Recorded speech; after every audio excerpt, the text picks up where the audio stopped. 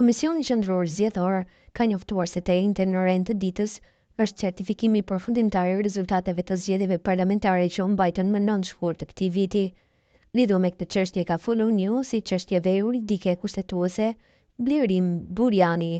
Ai në një prononcim për Bota Sot ka treguar se cilat janë procedurat pas certifikimit të zgjedhjeve. Bëhet konstituimi i kuvendit brenda 30 ditëve nga data e certifikimit, pas betimit të deputetëve dhe formimit të grupeve parlamentare, bëhet zgjedhja e kryetarit të kuvendit edhe zgjedhja e nënkryetarëve të kuvendit, ka thënë ai.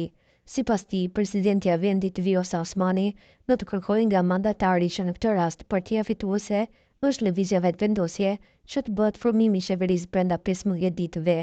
Pas konstituimit të kuvendit, presidentja fillon bisedimet me partinë fituese dhe kërkon mandatjarin nga Vetëvendosja. Afati është 15 ditë, ka shpjeguar ai, po ashtu ai ka treguar se çfarë mund të ndodhë në rast se mandatarin nuk arrin të krijojë qeverinë e re.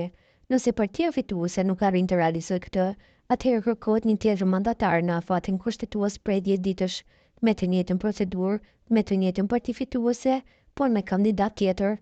Nëse edhe partia fituese nuk arrin ta bëjë këtë, presidentja organizon një takim me partitë që kanë fituar vendet në kuvend për të zgjedhur një zgjidhje. Nëse nuk ka zgjidhje, shteti shkon në zgjedhje të jashtëzakonshme brenda 40 ditëve, ka deklaruar Burjani.